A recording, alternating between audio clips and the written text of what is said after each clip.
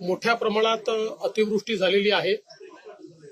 साधारणपणे गेल्या 3-4 दिवसातल्या सगळ्या अतिवृष्टीमध्ये जवळपास 12 ते 14 लाख एकर जमीन ही त्या ठिकाणी त्याच्यावरची पिकं जी आहेत ती बाधित झालेली आहेत। काही प्रमाणात जनावरांचं नुकसान झालेलं आहे। विशेषतः आपल्याला माहिती आहे की नांदेड जिल्ह्यामध्ये मोठ्या प्रमाणात जी काही ढगफुटी सदृश परिस्थिती झाली त्याच्यामध्ये 8 लोकांचा जवळपास मृत्यू झालेला आहे। त्यामुळे ती देखील एक अतिशय वाईट अशा प्रकारची घटना घडलेली आहे। ओव्हरऑल आता परिस्थिती बऱ्यापैकी नियंत्रणात आहे। मुंबईमध्येही मोठ्या प्रमाणात अतिवृष्टी झाली। काही भागामध्ये जवळपास 300 mm पर्यंतची अतिवृष्टी ही झालेली आपल्याला पाहायला मिळाली। म्हणजे एक प्रकारे ज्याला आपण रेकॉर्ड पाऊस म्हणतो अशा प्रकारचा पाऊस पडलेला आहे। त्यामुळे काही प्रमाणात काही ठिकाणी वॉटर लॉगिंग झालेलं आपण बघितलं, पण त्यानंतर मात्र तिथलं पाणी रिसीड होऊन तिथला ट्रॅफिक सुरू केलेला आहे।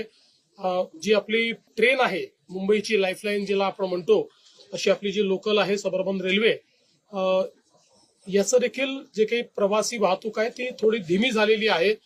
काही ठिकाणी ती लेट चाललेली आहे, पण आता बहुतांश ठिकाणी ती चाललेली आहे। पाणी हळूहळू कमी होत आहे।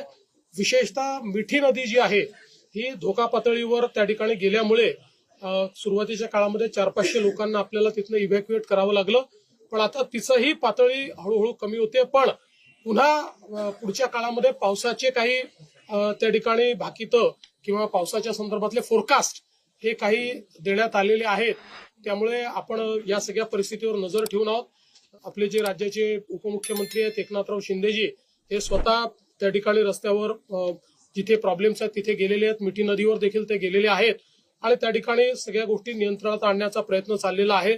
आपल्याला कल्पना आहे आपण सुट्टी देखील दिलेली आहे जेणेकरून लोकांवर जाण्याचा ताण पडू नये आणि जास्तीत जास्त लोकांना वर्क फ्रॉम होम देखील जिथे शक्य आहे तिथे करण्याच्या संदर्भातले निर्देश आपण त्या ठिकाणी दिलेले आहेत। आणि आता या क्षणी परिस्थिती बऱ्यापैकी नियंत्रणात आहे, पण पुन्हा पाऊस आणि संध्याकाळी हाय टाईड देखील आहे। त्यावेळी परिस्थिती अजून मला असं वाटतं क्लोजली वॉच आपल्याला करावी लागेल आणि त्या संदर्भातल्या उपाययोजना या आपल्याला कराव्या लागतील। अनेक नद्यांची पाणी पातळी इशारावरून आता धोक्याकडे चाललेली आहे।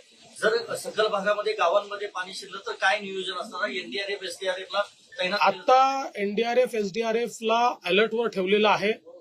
बहुतांश नद्या इशारा पातळीवर आहेत, काहीच नद्या इशारा पातळीच्या वर चाललेल्या आहेत। आपल्या